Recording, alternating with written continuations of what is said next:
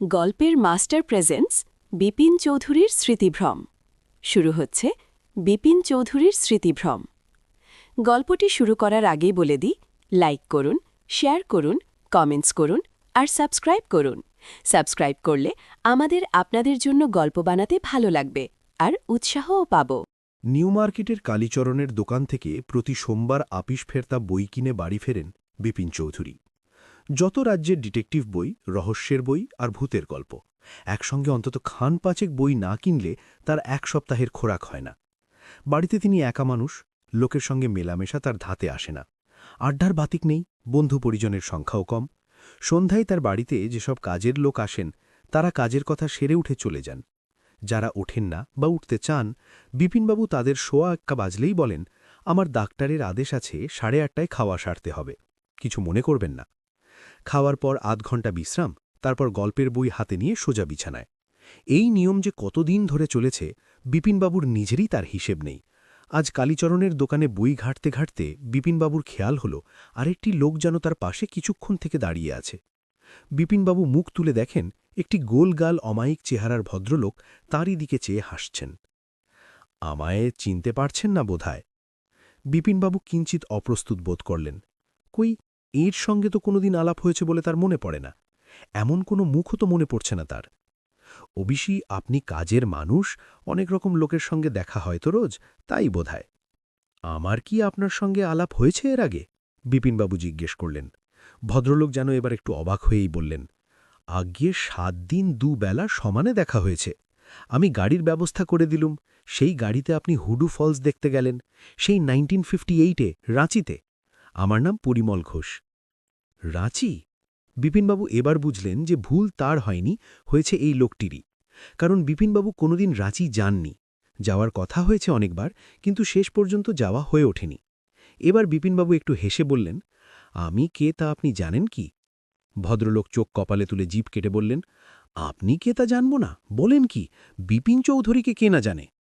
বিপিনবাবু এবার বইয়ের দিকে দৃষ্টি দিয়ে মৃদুস্বরে বললেন, কিন্তু তাও আপনার ভুল হয়েছে, ওরকম হয় মাঝে মাঝে। আমি রাঁচি যাইনি কখনো। ভদ্রলোক এবার বেশ জুড়ে হেসে উঠলেন। কি বলছেন মিস্টার চৌধুরী? ঝর্ণা দেখতে গিয়ে পাথরে হোঁচট খেয়ে আপনার হাঁটু ছড়ে গেল। আমি শেষটায় আয়োডিন এনে দিলুম। পরদিন নেতারহাট যাবার জন্য আমি গাড়ি ঠিক করেছিলুম। আপনি পায়ের ব্যথার জন্য যেতে পারলেন না। কিছু মনে পড়ছে না? আপনার চেনা আরেকজন লোকও তো গেলেন সেবার, দীনেশ মুখুজ্জে। আপনি ছিলেন একটা বাংলো ভাড়া করে। বললেন হোটেলের খাবার আপনার ভালো লাগে না, তার চেয়ে বাবুর্চি দিয়ে রান্না করিয়ে নেওয়া ভালো। দীনেশ মুখুজ্জে ছিলেন তার বোনের বাড়িতে। আপনাদের দুজনের সেই তর্ক লেগেছিল একদিন চাঁদে যাবার ব্যাপার নিয়ে, মনে নেই? সব ভুলে গেলেন? আরও বলছি, আপনার কাঁধে একটা ঝোলানো ব্যাগ ছিল, তাতে গল্পের বই থাকত। বাইরে গেলে নিয়ে যেতেন। কেমন, ঠিক কি না?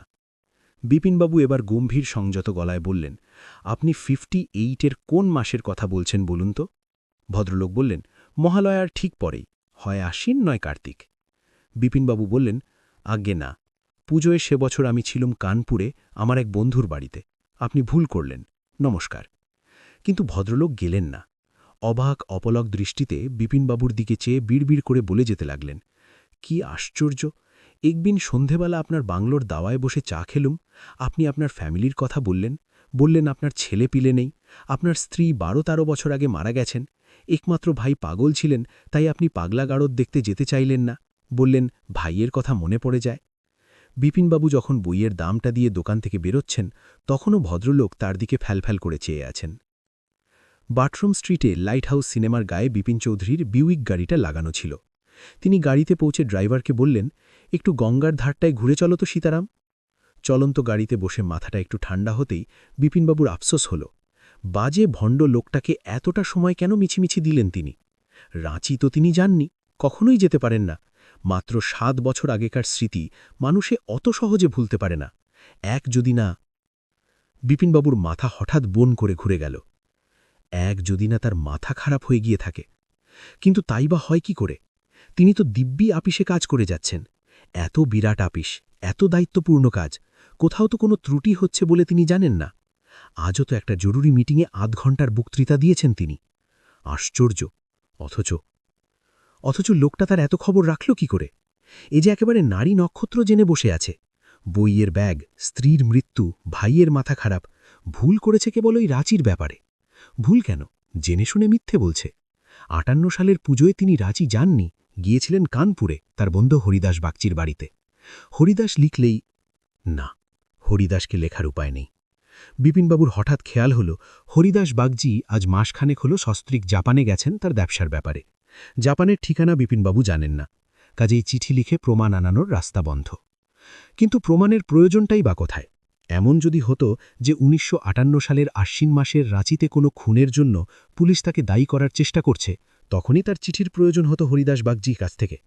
এখন তো প্রমাণের কোনো দরকার নেই। তিনি নিজে জানেন তিনি রাঁচি যাননি, ব্যাস ল্যাঠা চুকে গেল। গঙ্গার হাওয়াতে বিপিনবাবুর মাথা অনেক ঠান্ডা হলেও মনের মধ্যে একটা খটকা, একটা অস্বস্তি বোধ যেন থেকেই গেল। হেস্টিংসের কাছাকাছি এসে বিপিনবাবু তার প্যান্টের কাপড়টা গুটিয়ে ওপরে তুলে দেখলেন যে ডান হাঁটুতে একটা ১ ইঞ্চি লম্বা কাটা দাগ রয়েছে। সেটা কবেকার দাগ তা বোঝার কোনো উপায় নেই। ছেলেবেলায় কি কখনো হোঁচট খেয়ে হাঁটু ছড়েনি বিপিনবাবুর? অনেক চেষ্টা করেও সেটা তিনি মনে করতে পারলেন না। চড়কডাঙ্গার মোড়ের কাছাকাছি এসে তার দীনেশ মুখুজ্জের কথাটা মনে পড়ল। লোকটা বলছিল দীনেশ মুখুজ্জে ছিল রাঁচিতে ওই একই সময়। তাহলে দীনেশকে জিজ্ঞেস করলেই তো হয়। সে থাকে কাছেই, বিনীনন্দন স্ট্রিট। এখনই যাবেন কি তার কাছে? কিন্তু যদি রাঁচি যাবার ব্যাপারটা মিথ্যেই হয়, তাহলে দীনেশকে সে সম্বন্ধে কিছু জিজ্ঞেস করতে গেলে তো সে বিপিনবাবুকে পাগল ঠাউরাবে। না না, এই ছেলে মানুষই তার পক্ষে কিছুতেই সম্ভব নয়। নিজেকে সেধে সেধে এইভাবে বোকা বানানো কোনো মতেই চলতে পারে না। আর দীনেশের বিদ্রূপ যে কত নির্মম হতে পারে তার অভিজ্ঞতা বিপিনবাবুর আছে। বাড়ি এসে ঠান্ডা ঘরে ঠান্ডা শরবত খেয়ে বিপিনবাবুর উদ্বেগটা অনেক কম বলে মনে হল। যত সব বাউন্ডুলের দল, নিজেদের কাজকর্ম নেই, তাই কাজের লোকদের ধরে ধরে বিব্রত করা। রাতে খাওয়া দাওয়া সেরে বিছানায় শুয়ে নতুন বইটা পড়তে পড়তে বিপিনবাবু নিউ মার্কেটের ভদ্রলোকটির কথা ভুলেই গেলেন। পরদিন আপিসে কাজ করতে করতে বিপিনবাবু লক্ষ্য করলেন যে যতই সময় যাচ্ছে ততই যেন গতকালের ঘটনাটা তার স্মৃতিতে আরও বেশি স্পষ্ট হয়ে আসছে। সেই গোলগাল মুখ, সেই ঢুলু ঢুলু অমায়িক চাহনি, আর সেই হাসি। তার এত ভিতরের খবরই যদি লোকটা নির্ভুল জেনে থাকে, তাহলে রাঁচির ব্যাপারটায় সে এত ভুল করল কি করে? লাঞ্চের ঠিক আগে, অর্থাৎ ১টা বাজতে ৫ মিনিটের সময় বিপিনবাবু আর থাকতে না পেরে টেলিফোনের ডিরেক্টরিটা খুলে বসলেন। দীনেশ মুখুজ্জেকে ফোন করতে হবে একটা। ফোনই ভালো, অপ্রস্তুত হবার সম্ভাবনাটা কম। 2356116 বিপিনবাবু ডায়াল করলেন। হ্যালো, কে দীনেশ? আমি বিপিন কথা বলছি। কি খবর? 58-এর একটা ঘটনা তোমার মনে আছে কিনা জানবার জন্য ফোন করছি। 58? কি ঘটনা? সে বছরটা কি তুমি কলকাতাতেই ছিলে? আগে সেইটা আমার জানা দরকার। দাঁড়াও দাঁড়াও, 58, 58? দাঁড়াও, আমার ডায়েরি দেখি, একটু ধরো। একটুক্ষণ চুপচাপ বিপিনবাবু তার বুকের ভিতর একটা দুড়ু দুড়ু কাঁপুনি অনুভব করলেন। প্রায় ১ মিনিট পরেই আবার দীনেশ মুখুজ্জের গলা পাওয়া গেল। হ্যাঁ, পেয়েছি। আমি বাইরে গেছিলাম ২ বার। কোথায়? একবার গেছিলাম ফেব্রুয়ারিতে কাছে কৃষ্ণনগর আমার এক ভাগ্নের বিয়েতে, আরেকবারও তুমি জানো সেই রাঁচি, সেইবার যে তুমিও গেলে, ব্যাস। কিন্তু কেন বলো তো? না, একটা দরকার ছিল। ঠিক আছে, থ্যাংক ইউ। বিপিনবাবু টেলিফোনটা রেখে মাথায় হাত দিয়ে বসে পড়লেন। তার কান ভৌ ভৌ করছে, হাত পা যেন সব কেমন ঠান্ডা হয়ে আসছে। সঙ্গে টিফিনের বাক্সে স্যান্ডউইচ ছিল, সেটাও আর তিনি খেলেন না। খাবার ইচ্ছেই হল না, তার খিদে চলে গেছে। লাঞ্চ টাইম শেষ হয়ে যাওয়ার পর বিপিনবাবু বুঝতে পারলেন এই অবস্থায় তার পক্ষে আপিসে বসে কাজ করা অসম্ভব। এর ২৫ বছরের কর্মজীবনে এর আগে কখনো এরকম হয়নি। নির্লস কুর্মী বলে বিপিনবাবুর একটা খ্যাতি ছিল। কর্মচারীরা তাকে বাঘের মতো ভয় করত। যত বিপদই আসুক, যত বড় সমস্যার সামনেই পড়তে হোক, বিপিনবাবুর কোনো দিন মতিভ্রম হয়নি। মাথা ঠান্ডা করে কাজ করে সব সময় সব বিপদ কাটিয়ে উঠেছেন তিনি। আজ কিন্তু তার সমস্ত গোলমাল হয়ে গেছে। ২:৩০-এর সময় বাড়ি ফিরে শোয়ার ঘরের সমস্ত দরজা জানলা বন্ধ করে বিছানায় শুয়ে মনটাকে প্রকৃতিস্থ করে কি করা উচিত সেটা ভাবার চেষ্টা করলেন বিপিনবাবু।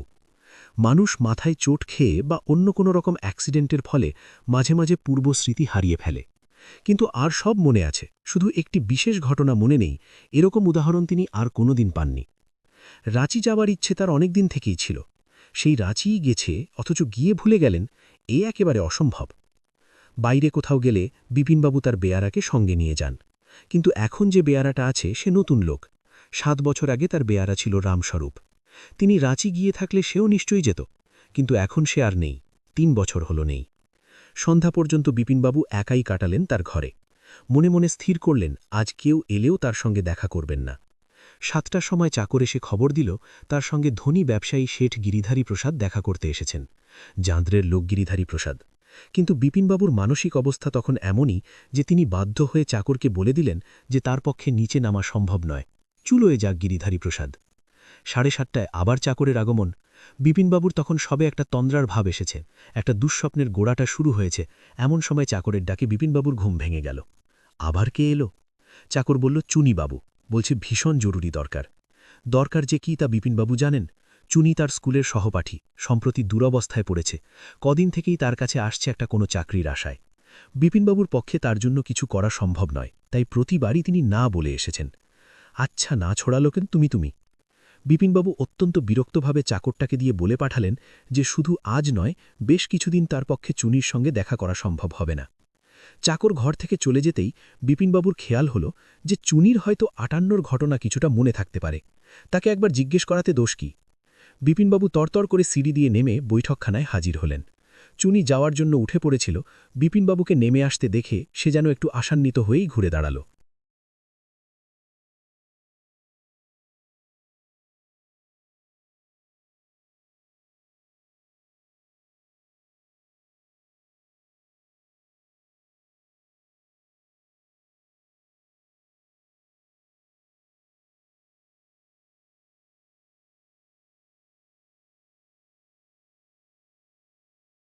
বিপিনবাবু ভুনিতা না করেই বললেন, শোনো চুনি, তোমার কাছে একটা একটু বেখাপ্পা প্রশ্ন আছে। তোমার তো স্মরণশক্তি বেশ ভালো ছিল বলে জানি, আর আমার বাড়িতে তো তুমি অনেক বছর ধরেই মাঝে মাঝে যাতায়াত করছো। ভেবে দেখো তো মনে পড়ে কিনা, আমি কি 58 সালে রাঁচি গিয়েছিলাম? চুনি বলল, 58? 58ই তো হবে, নাকি 59? রাঁচি যাওয়াটা নিয়ে তোমার কোনো সন্দেহ নেই? চুনি এবার রীতিমতো অবাক হয়ে গেল। তোমার কি যাবার ব্যাপারটা নিয়েই সন্দেহ হচ্ছে? আমি গিয়েছিলাম, তোমার ঠিক মনে আছে? চুনি সোফা থেকে উঠেছিল, সেটাতেই আবার বসে পড়ল। তারপর সে বিপিন চৌধুরীর দিকে কিছুক্ষণ তীক্ষ্ণ চুষ্টিতে চেয়ে থেকে বলল, বিপিন, তুমি কি নেশা টেশা ধরেছ নাকি আজকাল? এদিকে তো তোমার কোনো বদনাম ছিল না। তুমি কড়া মেজাজের লোক, পুরনো বন্ধুদের প্রতি তোমার সহানুভূতি নেই, এসবই তো জানতুম। কিন্তু তোমার তো মাথাটা পরিষ্কার ছিল, অন্তত কিছুদিন আগে অবধি ছিল। বিপিনবাবু কম্পিত স্বরে বললেন, তোমার মনে আছে আমার যাবার কথা? চুনি এ প্রশ্নের জবাব না দিয়ে একটা পাল্টা প্রশ্ন করে বসল। সে বলল, আমার শেষ চাকরি কি ছিল মনে আছে তোমার? বিলক্ষণ, তুমি হাওড়া স্টেশনে বুকিং ক্লার্ক ছিলে। তোমার সেটা মনে আছে, আর আমি যে তোমার রাঁচির বুকিং করে দিলাম সেটা মনে নেই। তোমার যাবার দিন তোমার কামরায় গিয়ে দেখা করলাম, ডাইনিং কারে বলে তোমার খাবারের ব্যবস্থা করে দিলাম, তোমার কামরায় পাখা চলছিল না, সেটা লোক ডেকে চালু করে দিলাম। এসব তুমি ভুলে গেছ? তোমার হয়েছে কি? বিপিনবাবু একটা গভীর দীর্ঘশ্বাস ফেলে ধপ করে সোফায় বসে পড়লেন। চুনি বলল, তোমার কি অসুখ হয়েছে? তোমার চেহারাটা তো ভালো দেখছি না। বিপিনবাবু বললেন, তাই মনে হচ্ছে, কদিন কাজের চাপটা একটু বেশি পড়েছিল। দেখি একটা স্পেশালিস্ট। বিপিনবাবুর অবস্থা দেখেই বোধহয় চুনি আর চাকরির উল্লেখ না করে আস্তে আস্তে বৈঠকখানা থেকে বেরিয়ে গেল। পরেশচন্দ্রকে ইয়াং ডাক্তার বলা চলে, 40-এর নিচে বয়স, বুদ্ধিদীপ্ত চেহারা। বিপিনবাবুর ব্যাপার শুনে তিনি চিন্তিত হয়ে পড়লেন। বিপিনবাবু তাকে মরিয়া হয়ে বললেন, দেখুন ডক্টর চন্দ্র, আমার এ ব্যারাম আপনাকে সারিয়ে দিতেই হবে। অফিস কামাই করার ফলে যে কি ক্ষতি হচ্ছে আমার ব্যবসার, তা আমি বোঝাতে পারব না। আজকাল তো অনেক ওষুধ বেরিয়েছে, আমার এ ব্যারামের জন্য কি কিছুই নেই? আমি যত টাকা লাগে দেব, যদি বিদেশ থেকে আনাবার দরকার হয় তারও ব্যবস্থা করব, কিন্তু এ রোগ আপনাকে সারাতেই হবে। ডক্টর একটু ভেবেচিন্তে মাথা নেড়ে বললেন, ব্যাপারটা কি জানেন মিস্টার চৌধুরী, আমার কাছে এ রোগ একেবারে নতুন জিনিস, আমার অভিজ্ঞতার একেবারে বাইরে। তবে একটা মাত্র উপায় আমি বলতে পারি, ফল হবে কিনা জানি না, কিন্তু চেষ্টা করে দেখতে পারেন, ক্ষতির কোনো আশঙ্কা নেই। বিপিনবাবু উদ্গ্রীব হয়ে কনুইয়ে ভর দিয়ে উঠে বসলেন। ডাক্তার বললেন, আমার যতদূর মনে হচ্ছে এবং আমার বিশ্বাস আপনারও এখন তাই ধারণা যে আপনি সত্যিই রাঁচি গিয়েছিলেন, কিন্তু যে কোনো কারণেই হোক এই যাবার ব্যাপারটা আপনি বেমালুম ভুলে গেছেন। আমি সাজেস্ট করছি যে আপনি আরেকবার রাঁচি যান, তাহলে হয়তো জায়গাটা দেখে আপনার আগের ট্রিপের কথাটা মনে পড়ে যাবে। এটা অসম্ভব নয়। আজ এই মুহূর্তে তো বেশি কিছু করা সম্ভব নয়। আমি আপনাকে একটি বড়ি লিখে দিচ্ছি, সেটা খেলে হয়তো ঘুমটা হবে। ঘুমটা দরকার, তা না হলে আপনার অশান্তি এবং তার সঙ্গে সঙ্গে আপনার অসুখও বেড়ে যাবে। আপনি একটা কাগজ দিন, আমি ওষুধটা লিখে দিচ্ছি। বড়ির জন্যেই হোক বা ডাক্তারের পরামর্শের জন্যেই হোক, বিপিনবাবু পরদিন সকালে অপেক্ষাকৃত সুস্থ বোধ করলেন। প্রাতঃকালীন জলযোগ সেরে অফিসে টেলিফোন করে কিছু ইনস্ট্রাকশন দিয়ে সেই দিনই রাত্রের জন্য রাঁচির টিকিট কিনলেন। পরদিন রাঁচি স্টেশনে নেমেই তিনি বুঝলেন এ জায়গায় তিনি কুসমিন কালেও আসেননি। স্টেশন থেকে বেরিয়ে একটা গাড়ি করে এদিক ওদিক খানিকটা ঘুরে বুঝলেন যে এখানের রাস্তাঘাট, বাড়িঘর, প্রাকৃতিক দৃশ্য, মোরাবাদি পাহাড়, হোটেল, বাংলো কোনোটার সঙ্গেই তার বিন্দুমাত্র পরিচয় নেই। হুন্ড্রু ফল কি তিনি চিনতে পারবেন? জলপ্রপাতের দৃশ্য দেখলেই কি তার পুরনো কথা সব মনে যাবে? নিজে সে কথা বিশ্বাস না করলেও পাছে কলকাতায় ফিরে অনুতাপ না হয়, তাই একটি গাড়ির ব্যবস্থা করে দুপুরের দিকে হুন্ড্রুর দিকে রওনা দিলেন। সেই দিনই বিকেল ৫টার সময় হুন্ড্রুতে একটি পিকনিকের দলের দুটি গুজরাটি ভদ্রলোক বিপিনবাবুকে অজ্ঞান অবস্থায় একটি পাথরের ঢিপির পাশে আবিষ্কার করল। এই দুই ভদ্রলোকের শুশ্রূষার ফলে জ্ঞান ফিরে পেতেই বিপিনবাবু প্রথম কথা বললেন, আমি রাঁচি আসিনি, আমার সব গেল, আর কোনো আশা নেই। এদিন সকালে বিপিন চৌধুরী কলকাতায় ফিরে এলেন। তিনি বুঝেছিলেন যে যদি না তিনি এই রহস্যের উদ্ঘাটন করতে পারেন, তাহলে তার আর সত্যিই কোনো আশা নেই। তার কর্মক্ষমতা, তার আত্মবিশ্বাস, তার উৎসাহ, বুদ্ধি, বিবেচনা সবই তিনি ক্রমে ক্রমে হারাবেন। শেষে কি তাহলে তাকে সেই রাঁচির? এরপরে আর বিপিনবাবু ভাবতে পারেন না, ভাবতে চান না। বাড়ি ফিরে কোনো রকমে স্নান করে মাথায় বরফের থলি চাপা দিয়ে বিপিন চৌধুরী শয্যা নিলেন। চাকরকে বললেন ডক্টর চন্দ্রকে ডেকে নিয়ে আসতে। চাকর যাবার আগে তার হাতে একটি চিঠি দিয়ে বলল, কে জানি ডাকবাক্সে ফেলে গেছে।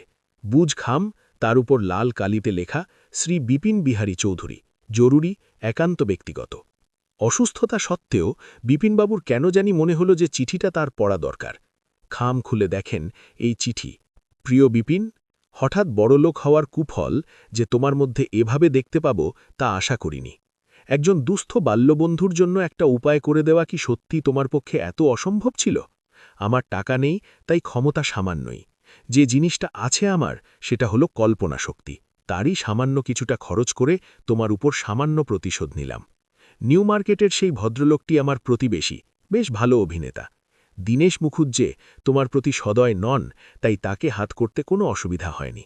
হাঁটুর দাগটার কথা নিশ্চয়ই মনে আছে, সেই চাঁদপাল ঘাটে আছাড় খাওয়া ১৯৩৬ সনে। আর কি, এবার সেরে উঠবে। আমার একটি উপন্যাস এক প্রকাশকের পছন্দ হয়েছে, কয়েকটা মাস তাতেই কোনো রকমে চালিয়ে নেব। ইতি তোমার বন্ধু চুনিলাল। ডক্টর চন্দ্র আসতেই বিপিনবাবু বললেন, ভালো আছি। রাঁচি স্টেশনে নেমেই সব মনে পড়ে গেল। ডক্টর বললেন, ভেরি স্ট্রেঞ্জ, আপনার কেসটা একটা ডাক্তারি জার্নালে ছাপিয়ে দেব ভাবছি। বিপিনবাবু বললেন, আপনাকে যে জন্য ডাকা, দেখুন তো ডক্টর, আমার কোমরের হাড়টার ভাঙল কিনা। রাঁচিতে হোঁচট খেয়েছিলাম, টনটন করছে।